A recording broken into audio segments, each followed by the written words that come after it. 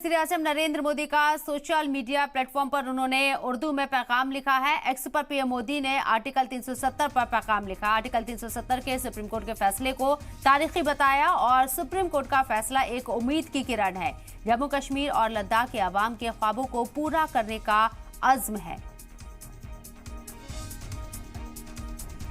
तो आपको वज़ीर-ए-आज़म नरेंद्र मोदी ने सोशल मीडिया साइट यहां पर एक्स पर उर्दू में अपना पैगाम आम किया है। आज जो सुप्रीम कोर्ट के जरिए धारा 370 को हटाया गया है और यहां जिस तरीके से सरकार ने 2019 में फैसला लिया तो उसे बरकरार रखा गया। इस पर वज़ीर-ए-आज़म नरेंद्र मोदी ने जम्मू कश्मीर के अवाम को अपने सोशल मीडिया अकाउंट के जरिए अपने मैसेज को उन तक आम किया है और खास बात कि ये मैसेज उन्होंने इस मर्तबा उर्दू में दिया है।